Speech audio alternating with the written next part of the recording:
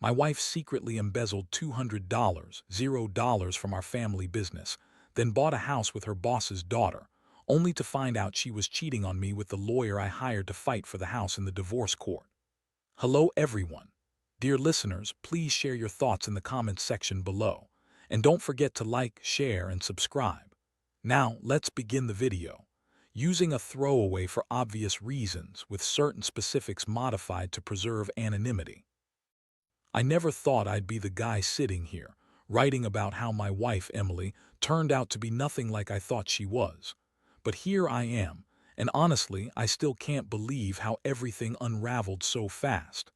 The craziest part, it all started with a gut feeling, something I brushed aside at first because I didn't want to believe the worst. But the signs kept piling up, and eventually I found out she'd been cheating on me with her boss's daughter, and she'd embezzled over $200, $0 from our family business. Yeah, it's a lot to take in, more than I ever imagined I'd deal with in one lifetime. We met about 10 years ago. I was working as a project manager at a small manufacturing company, and she was a marketing executive at the same firm. She was fiery, confident, and honestly kind of bitchy. She liked to throw her weight around, but I figured that was just her personality. I fell for her quick because she was beautiful, ambitious, and seemed to have her life together. We married after about 3 years of dating, and for a while, everything looked perfect. We bought a house, had a pretty good life, and I thought I'd found my forever. But then little things started changing. She'd come home late more often, claiming it was work stuff or meetings that ran over. She'd get defensive if I asked questions, saying I was paranoid or jealous. I brushed it off because I trusted her. Besides, she was the breadwinner. I was happy to support her career, and I thought she appreciated that. But then I started noticing money disappearing from our accounts, small at first, a few hundred here and there. I didn't think much of it, assuming maybe she was covering some business expenses or something. That was until I found out she'd taken out a massive loan behind my back. I caught wind of it when I noticed a strange email from her boss's daughter, Lisa, mentioning a house they'd bought together. I thought it was weird because Emily had always been vocal about not wanting a house with Lisa, that Lisa was just her boss's daughter, a spoiled rich kid who thought she could get everything handed to her. But then I saw the documents. The house she bought with Lisa was in her name, worth over $1 million. And the money, it was stolen, embezzled from our family business. That's when I realized Emily had been secretly siphoning off funds for months, probably over a year, and I had no idea. I felt like I'd been punched in the stomach. All those nights I stayed up late working, trying to build something for us, and she was out with her boss's daughter, spending money she stole, buying a house, living some double life I never saw coming. I started digging through our bank statements, emails, anything I could find. It was obvious she'd been lying for years, covering her tracks. The more I looked, the more I saw how deep her betrayal ran. I felt betrayed not just emotionally but financially. She had wiped out our savings, and I had no idea how she justified it to herself. I was furious, hurt, and confused all at once. I decided I had to confront her. I waited until she came home from work one evening, my mind racing with questions and anger. I wanted to hear her explain herself, but I already knew the truth. She walked in, acting like everything was normal, trying to brush past me without a word. I stopped her in the hallway and handed her the evidence, the bank statements, the emails, the documents. Her face turned white, but she immediately started lying. She told me it was all a mistake, that she was just trying to help her boss's daughter get ahead, that she never intended to steal that much money, and that I was overreacting. She said she loved me, that she was sorry, and that it would all blow over. But I saw right through her. The way she lied, the way she tried to manipulate me, it was all so clear. She was a master at hiding her true self, and I'd been blind for so long. That night I could sleep. The betrayal cut so deep I felt like I'd lost a part of myself. I kept thinking about the money, the house, the lies. I was angry at her for doing this to us, but I was also devastated that the woman I trusted, the woman I thought loved me, had been living a double life. I couldn't believe I married someone so ruthless, so capable of deception. And the worst part, she kept insisting there was no affair, that she was faithful, that she loved me. but I knew better. I could see it in her eyes. She'd been lying for months, maybe years. This was just the tip of the iceberg, and I knew I had to figure out what to do next. Would you like me to continue?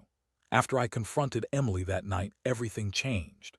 She sat there, trying to keep her composure, but I could see the guilt in her eyes. She kept insisting she was innocent of any affair, that she was just trying to help her boss's daughter get ahead, and that the money was for a business opportunity she'd been planning. Yeah, right, I didn't buy it for a second. The way she lied, the way she spun these stories. I've seen enough bad movies to know when someone's full of shit. But I also knew the truth was more complicated.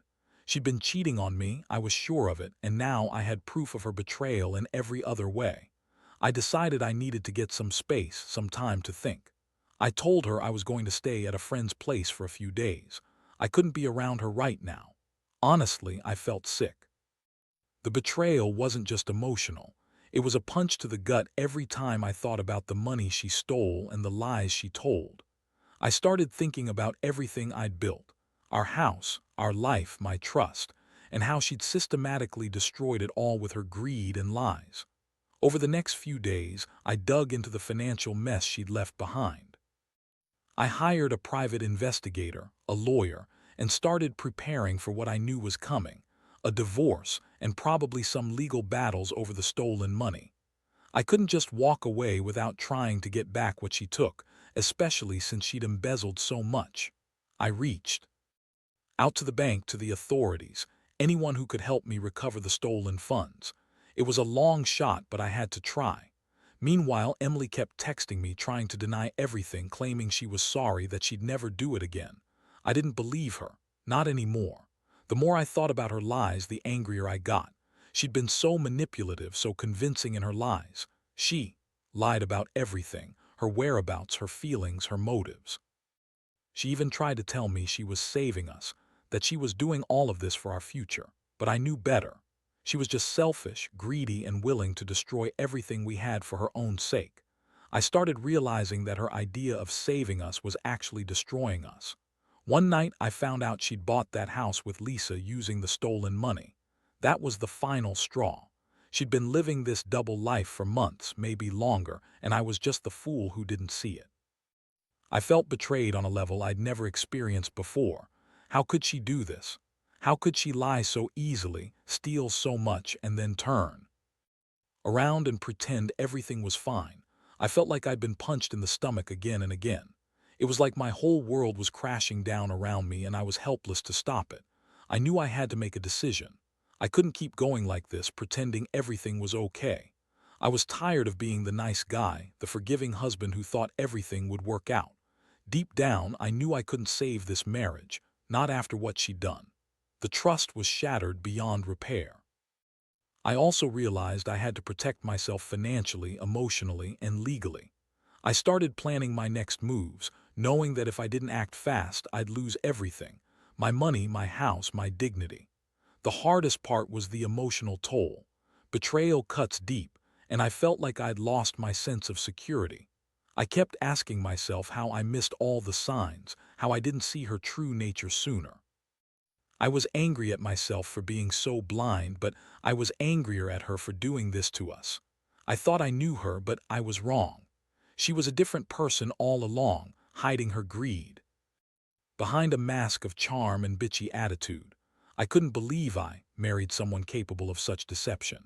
It made me question everything about the relationship, about trust, about love. Now I'm at a crossroads. I've decided to divorce her, to take legal action to recover the stolen money, and to start over. But honestly, it's hard.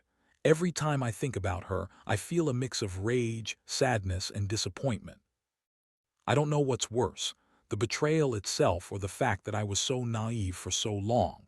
I keep telling myself that I deserve better, that I shouldn't let her destroy me. But it's not easy. Not at all. I keep wondering what I could have done differently, how I could have seen the signs sooner, and whether I'll ever fully trust anyone again. This whole experience has been a nightmare, but I guess I'm sharing it here because I need to get this off my chest. If there's one thing I've learned, it's that you can't ignore the red flags. Trust your instincts, even if it's uncomfortable. And never assume someone's loyalty is guaranteed, especially when money's involved. Because in the end, betrayal isn't just emotional.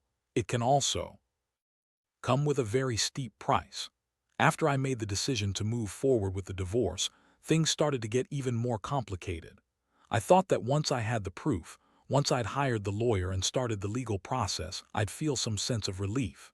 Instead, it was like opening Pandora's box. Emily, of course, denied everything initially, acting all innocent, crying crocodile tears, saying she was sorry for the misunderstanding and that she'd never do anything to hurt me. She threw in the classic lines, "I love you. It's all a mistake." I was trying to help her, but I wasn't buying any of it anymore. I saw through her bullshit. The thing that really pushed me over the edge was when I started digging into her phone and emails. I needed to understand just how deep her lies went. So I hired a private investigator who managed to get some access. What I found was worse than I expected. She'd been having secret meetings with Lisa, her boss's daughter, for months. They'd been discussing the house, the money, their plans. But what hit me hardest was the evidence of her sneaking around with the lawyer I'd hired to help me in the divorce process. Turns out, Emily and the lawyer Mark had been seeing each other behind my back. It was sickening. I never thought I'd be that guy, the one who gets double-crossed in every way imaginable. She told me she was faithful, that she loved me, but her actions proved otherwise. She'd been sleeping with Mark for months, probably since we started the divorce proceedings. The thought of her in bed with him, knowing what she'd done to our family, made my stomach turn. I felt a mixture of rage and utter despair. It was like she had no remorse, no shame. She'd betrayed me in every possible way, financially, emotionally, physically. I confronted her again after I found all this out. I told her I knew everything, about the affair, the embezzlement, the house, everything. She denied the affair at first, but I laid out the evidence. Her face was a mask of defiance, then panic. She tried to lie her way out of it, claiming Mark was just helping her with legal stuff, that they were just friends. Yeah, right. It was laughable, but I was furious. I told her I was done, that I couldn't stay married to someone so dishonest, so selfish. I told her I'd make sure she paid for what she did, not just to me but to our entire life together. The emotional toll was brutal. I kept replaying the betrayal in my head, how she'd lied, cheated, stolen, and then lied some more to cover it up. I felt like I'd been living a lie for years. The woman I loved, the woman I thought I knew, had been hiding a completely different person. I was angry at myself for ignoring the signs, angry at her for doing this, and angry at the whole situation for turning my life upside down. The hardest part was realizing I had to let go of the hope that she'd somehow change or that we could somehow fix this. Deep down, I knew it was over. The trust was shattered beyond repair, and I couldn't see a way back from this. I started to accept that I had to walk away, that I had to protect what was left of my sanity and my finances. I began preparing myself emotionally for the inevitable, knowing that the fight wasn't just about money, it was about dignity, respect, and my own peace of mind. Meanwhile, Emily kept trying to spin her story, saying she was sorry she got caught, but she insisted she loved me, that her feelings for Mark didn't mean anything. That was the part that made me the angriest, how she could be so cold, so manipulative, and still pretend she was the victim. I saw right through her. She was a master at lying, at twisting situations to her advantage, and I realized I'd been naive to believe her words for so long. All her promises, all her "I love you," they were hollow. She had no loyalty, no morals, just greed and selfishness. Looking back now, I see how everything spiraled out of control so quickly. The money, the house, the affair, all of it came crashing down in a matter of weeks. I'm still trying to process it all, still trying to figure out what's next. But one thing's clear, I can't stay in this marriage. Not after what I've learned. I need to rebuild my life piece by piece and learn to trust again, even if that seems impossible right now. Would you like me to keep going? After I found out about Emily's affair with Mark, I knew I couldn't stick around anymore. The betrayal had gone beyond just the financial damage. It was a deep, emotional wound that I wasn't sure I could ever fully heal from.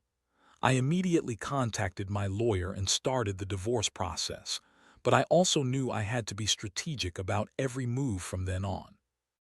Emily was good at lying, and I didn't want her to manipulate her way out of accountability, especially when it came to the stolen money and the house she bought with Lisa. I spent days poring over every piece of evidence, making sure I had everything documented. I wanted to make sure I could prove her involvement in the embezzlement, her affair with Mark, and her lies. The more I uncovered, the clearer it became that I needed to fight not just for my marriage but for what was rightfully mine. She'd taken over $200, $0 from our family business, money I had worked hard to help build, and now she was living a double life, spending it all on herself, Lisa, and her new boy. I was furious, but I also felt a strange sense of clarity. If she was willing to betray me so completely, I couldn't expect her to change. I had to protect myself. One night I confronted her again. I told her I knew about her affair with Mark, about the house, and about the stolen money.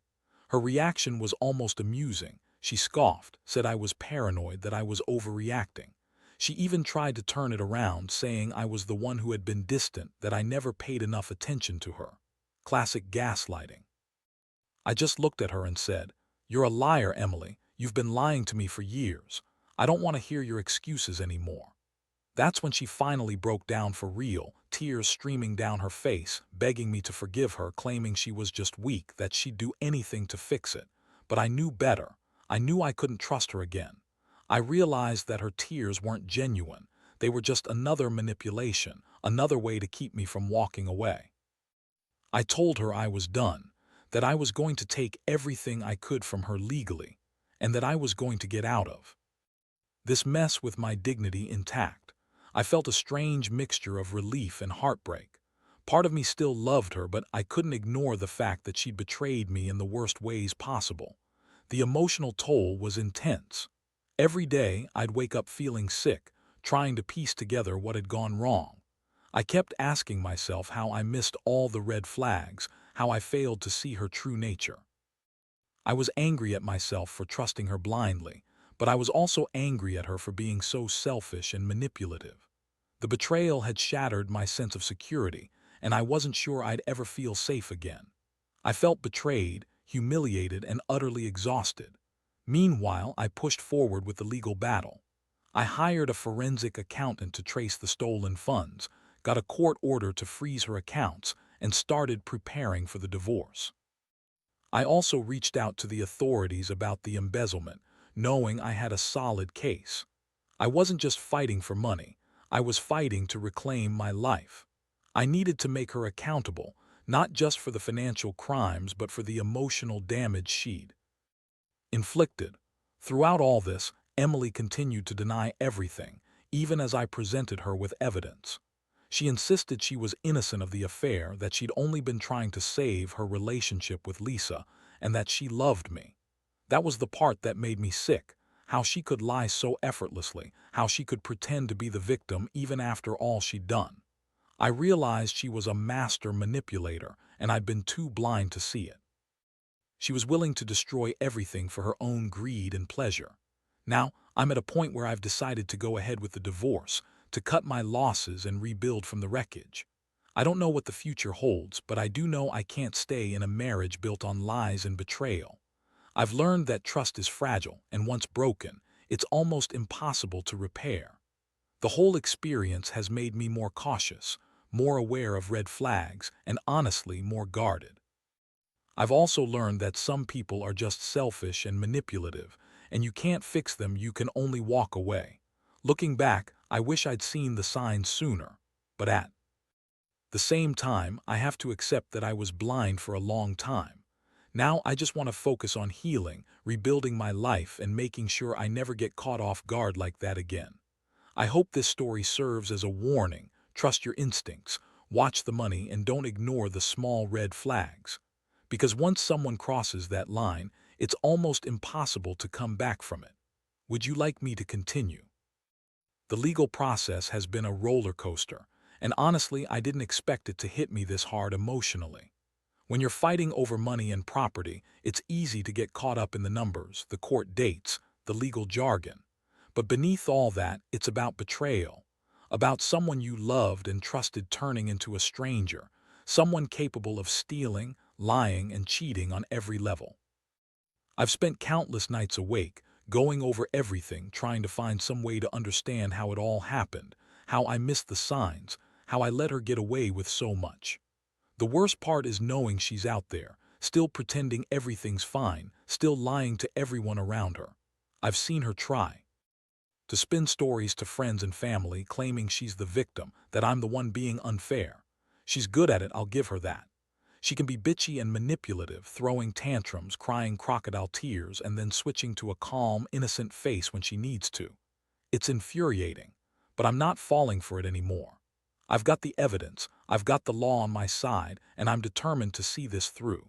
One thing I've realized during this whole ordeal is how much betrayal changes you. I used to think I was a trusting guy, someone who believed in giving people the benefit of the doubt. Now I see how naive that was. I've become more guarded, more cautious about who I let into my life. I don't take trust lightly anymore. And honestly, I don't think I'll ever fully trust anyone again, not the same way I trusted Emily. That's a hard lesson, but one I needed to learn. The emotional fallout has been intense. I've gone from feeling angry and betrayed to feeling numb and exhausted. Sometimes I wonder if I'll ever fully recover from this. I miss the woman I thought I knew, the woman I'm married, but I also know I have to let go of that illusion. She was never the person I believed she was. All those years, all those moments I thought were real, they were just part of her act. The real Emily was hiding behind that bitchy attitude, behind her charm, behind her lies. Now I focus on rebuilding my life. I've started therapy, trying to process what happened and to heal the emotional scars. I've also been working on my finances, making sure I get everything I'm owed and trying to protect myself from any further damage. The house is in the process of being divided, and I've made it clear I want my fair share. I want to reclaim what's mine and make sure she doesn't walk away with everything. I'm not doing this just for the money, though that's a big part of it. I'm doing it because I refuse to let her destroy me completely. Looking back, I realize I should have seen the red flags sooner. The late nights, the secretive phone calls, the way she suddenly became obsessed with Lisa's house and her boss's money. But I was blind, caught up in the idea of a perfect life. I trusted her, and that trust was what she exploited. Now I know better.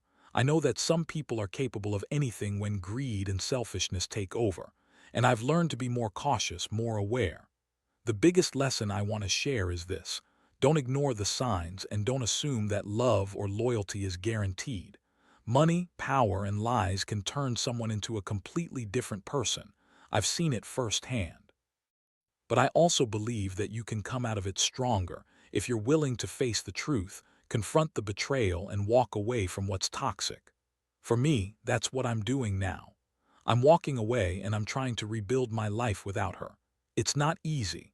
Sometimes I feel like I'm just going through the motions, trying to find some sense of normalcy.